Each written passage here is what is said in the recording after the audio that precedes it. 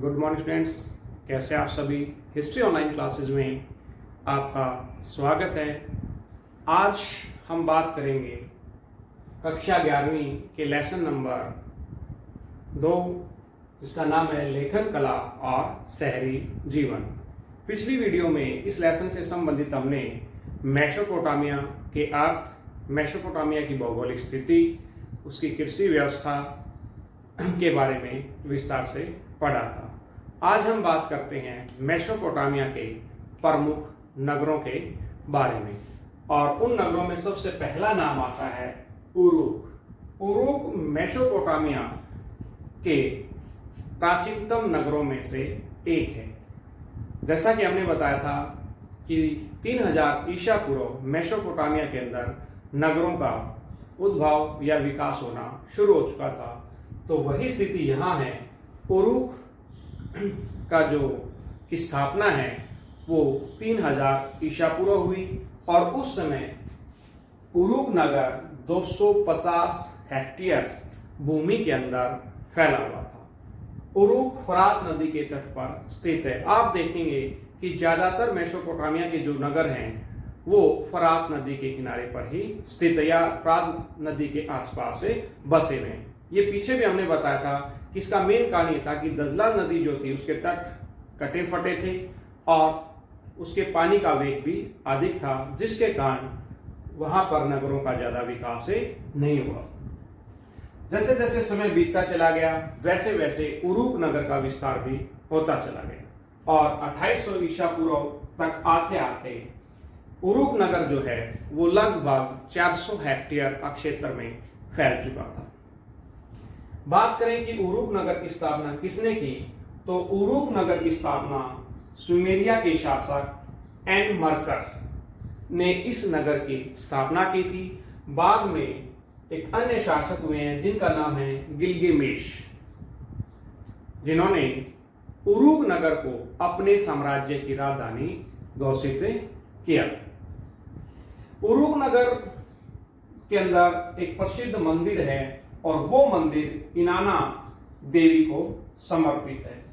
तो यहाँ एक प्रश्न छोटा बन जाता है कि इनाना देवी का संबंध किस नगर से था, उरूक नगर से, या इनाना देवी का मंदिर किस नगर से प्राप्त हुआ है, तो उरूक नगर से। यदि बात करें कि भाई हमने जो सब कुछ बताया है इसका पता कैसे चला, ये चीजें जो है वो हमें उत्खनन से प्राप्त वस्तुओं के आधार पर हम ये सब बता पा रहे हैं। तो उत्खनन की बात करें, जूलियस जॉर्डन ने 1913 में उरूक नगर के उत्खनन का कार्य शुरू किया था।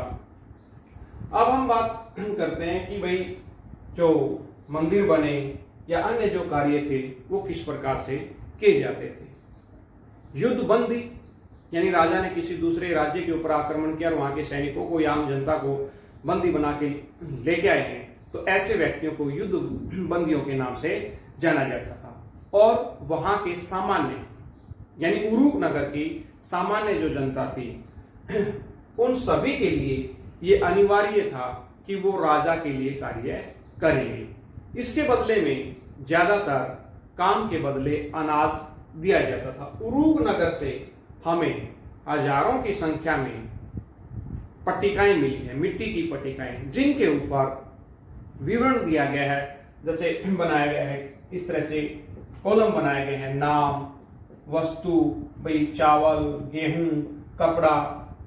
इससे ये प्रतीत होता है कि लोगों को काम के बदले में उनके आम जीवन से संबंधित उपयोगी जो वस्तुएं थी वो प्रदान की जाती थी।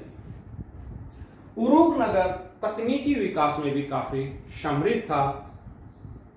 3000 ईसा पूर्व वहां के जो लोग थे, वहां के जो वास्तुविद थे, उन्होंने काफी उन्नति कर ली थी। तो बात करते हैं उनके तकनीकी विकास की। कांसे के औजारों का निर्माण। उरूक नगर के जो शिल्पकार थे उन्होंने कांस्य धातु से औजार बनाने शुरू कर दिए थे। ईंटों के स्तंभ, जैसे कि आपने देखा होगा हमारे जो पुराने मकान हैं उन मकानों की छतों के बीच में, जिसे आम भाषा में सहतीर बोला जाता है, वो लगे हुए हैं, और वो ज्यादातर किस चीज के हैं, लकड़ी के। उरुक नगर के लोगों ने लकड़ी के स्थिरों के स्थान पर ईंटों के स्तंभ बनाए ताकि एक लंबे छत को आसानी से बनाया जा सके। तो ये उस समय के लिए बहुत बड़ी उपलब्धि थी कि जब लोगों के पास ज़्यादा इंजीनियरिंग से संबंधित ज्ञान नहीं था। चिकनी मिट्टी के शंकु। उरुक नगर के लोगों ने चिकनी मिट्टी से शंकु बनाए और उन्हें पकाने का कार्य किया। इसके पश्चात उनके ऊपर विभिन्न प्रकार के रंगों का लेप किया गया। इन शंकुओं का प्रयोग मंदिरों की सजावट के लिए किया जाता था। इन शंकुओं को मंदिर की दीवारों के ऊपर लगा दिया जाता था, जिससे कि मंदिर की जो सुंदरता है वो और ज्यादा बढ़ जाती थी और मंदिर देखने में काफी आकर्षित लगता था। बात करें मूर्ति कला की, तो उरुक नगर के जो मूर्तिकार थे वो भी तकनीकी रूप से काफी मजबूत या दक्ष थे। यहां से हमें एक वार्कासिस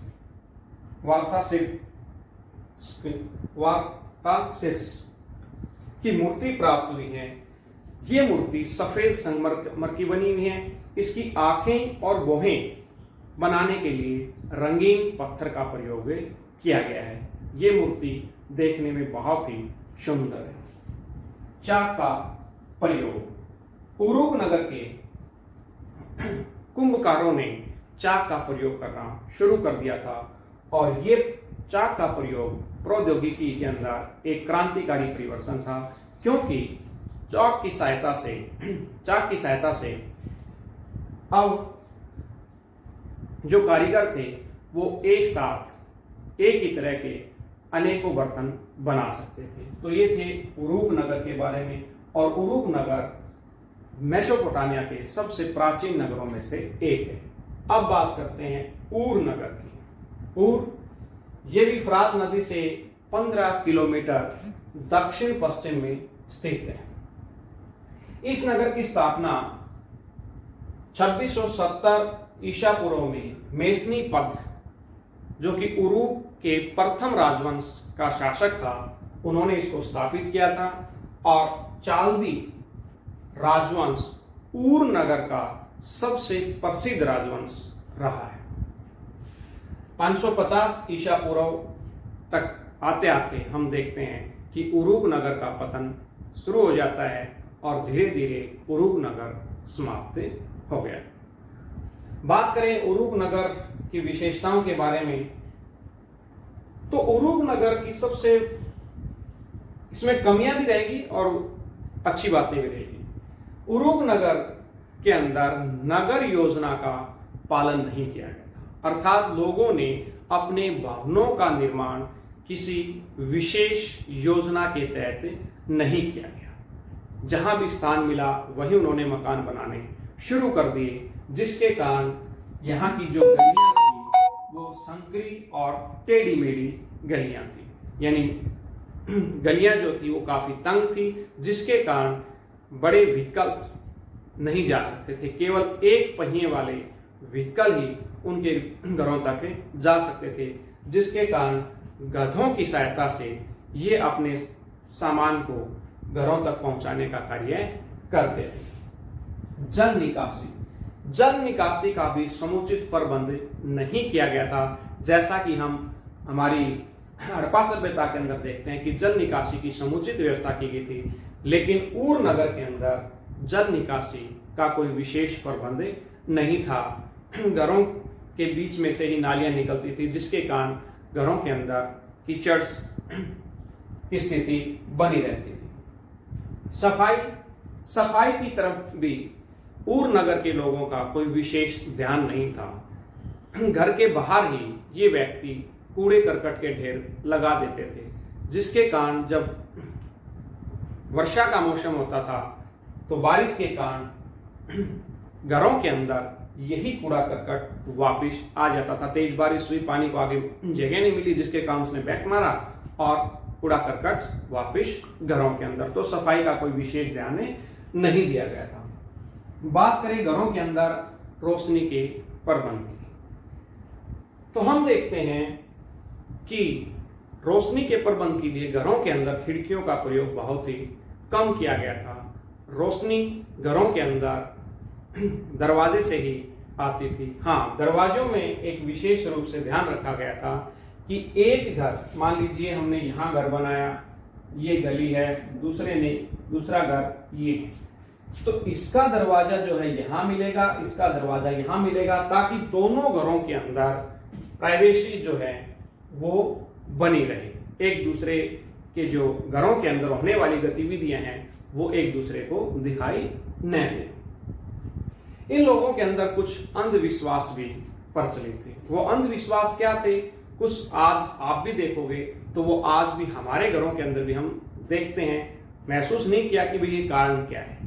आपने देखा होगा कि हमारे घरों के अंदर जो दरवाजे हैं वो बाहर की तरफ नहीं, अंदर की तरफ खुलते हैं। यही अंधविश्वास इन लोगों के बीच में था कि यदि किसी घर का दरवाजा बाहर की तरफ खुलेगा तो उस घर की जो औरतें हैं वो उस घर के पुरुषों के लिए सर दर्द का कारण बनेगी, यानी उनके लिए परेशानियां ही पैदा करेगी। दूसरा अंधविश्वास क्या था कि यदि घर की दहलीज, यदि आप हमारे पुराने मकानों को देखोगे तो नीचे, अब तो बिल्कुल हम स्पाट बनाते हैं, पुराने जो मकान हैं उनके आपको दरवाजे के ऊपर एक दहलीज मिलेगी जो हमारे फर्श से थोड़ी सी ऊपर उठी हुई है।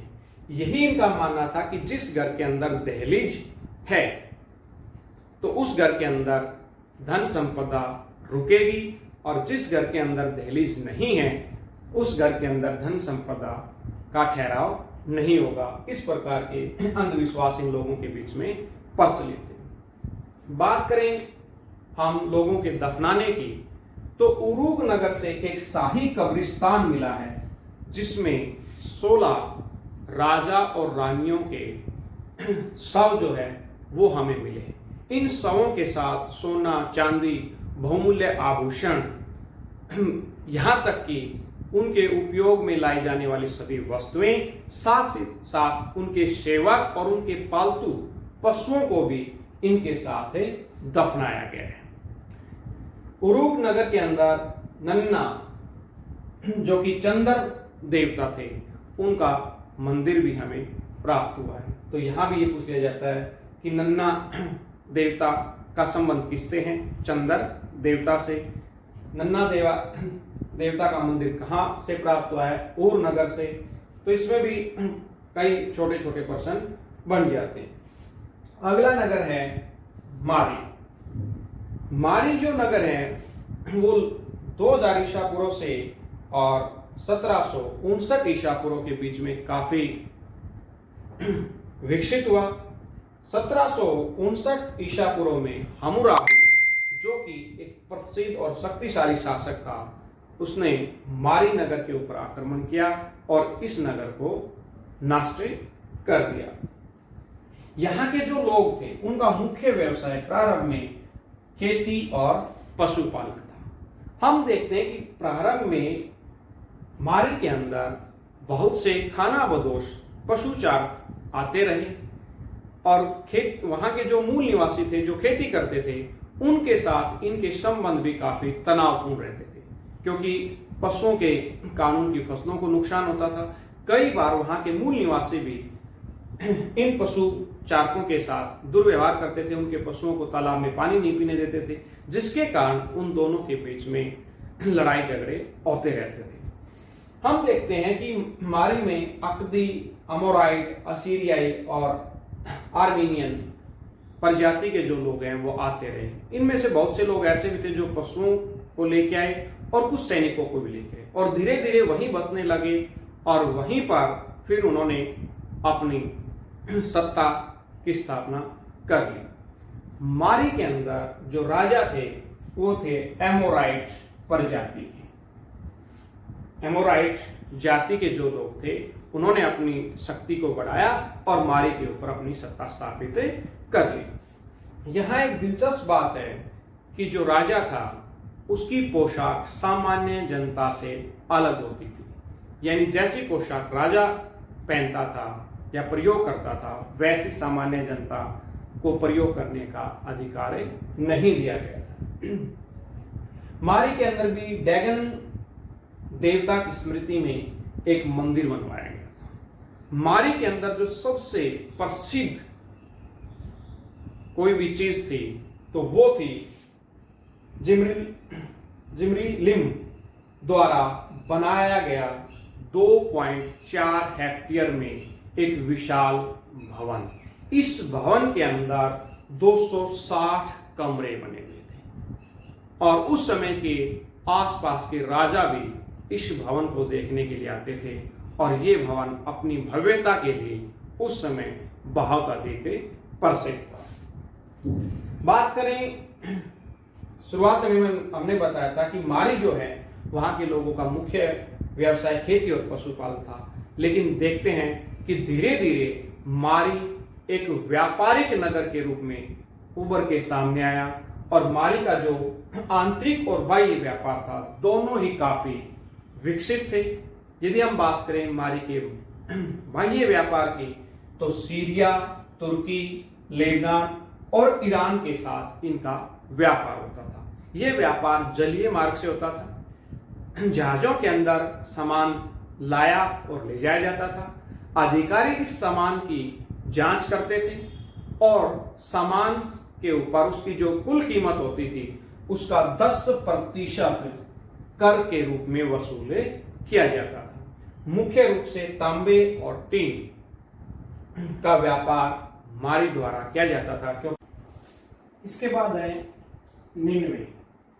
निनवे भी मेसोपोटामिया का एक प्रसिद्ध नगर था और यह नगर दजला नदी के पूर्वी तट पर स्थित था। यह नगर लगभग 1800 एकड़ भूमि के अंदर फैला हुआ था और इस नगर की स्थापना 1800 ईसा पूर्व में नीनस नामक शासक द्वारा की गई। सेनाचारिब इसके एक अन्य प्रसिद्ध शासक थे और सेनाचारिब ने एक भवन का निर्माण करवाया था। यह भवन 210 मीटर लंबा और 200 मीटर चौड़ा था। इस भवन के अंदर कुल 80 कमरे थे और यह भवन भी अपनी सुंदरता के लिए काफी प्रसिद्ध था। इस भवन के अंदर उद्यान यानी पार्क इत्यादि बनाए गए थे जिनके अंदर फुहारों का विशेष प्रबंध किया गया था। अशुरबनीपाल एक अन्य प्रसिद्ध निनवे के शासक हुए हैं जिन्होंने 668 ईसा पूर्व से लेके 627 ईसा पूर्व तक शासन किया। इन्होंने जो सबसे महत्वपूर्ण कार्य किया वो था नाबू मंदिर है। उस नाबू मंदिर के अंदर अशुरबनीपाल ने एक पुस्तकालय यानी लाइब्रेरी का निर्माण करवाया और इस पुस्तकालय के अंदर पुस्तकों को क्रम वाइज विषय के हिसाब से, जैसे आज हम लाइब्रेरी के अंदर जाते हैं कैटलॉग के अनुसार पुस्तकें रखी होती है, उसी प्रकार से पुस्तकों को यहाँ पर रखा गया था। इस पुस्तकालय के अंदर 1000 मूल ग्रंथ थे और लगभग 30,000 पट्टिकाएं इस पुस्तकालय के अंदर रखी गई थी। स्वयं अशुरबनीपाल अच्छे लेखक थे, उनके द्वारा लिखी गई अनेक पट्टिकाएं भी इसी पुस्तकालय के अंदर रखी गई है। अगला नगर है बेबीलोन। ये नगर भी दजला नदी के उत्तर पश्चिमी दिशा में स्थित है। इसकी जो राजधानी थी वो थी बेबीलोनिया। इस नगर की स्थापना अकद के शासक शारगोन ने की थी और शारगोन ने ही इस नगर के अंदर मर्दूक देवता की स्मृति में या याद में एक मंदिर का निर्माण करवाया था। इस नगर का अन्य महत्वपूर्ण जो शासक था वो था हामुराबी। ये नगर अपनी भव्यता के लिए प्रसिद्ध था और अपने चरम विकास की स्थिति में यह नगर 850 हेक्टेयर के अंदर फैला हुआ था और इस नगर के अंदर सबसे महत्वपूर्ण भवन यदि कोई था तो वो था जिगुरात। जिगुरात का अर्थ होता है सीढ़ीदार मीनार। तो ये थे मेसोपोटामिया सभ्यता के प्रमुख नगर। उम्मीद करता हूँ कि आपको नगरों के बारे में जो बातें बताई गई है वो समझ में आई होगी, और उम्मीद करता हूँ कि आप अपने नोट्स लगातार बना रहे हैं और अपनी अच्छी तैयारी कर रहे हैं।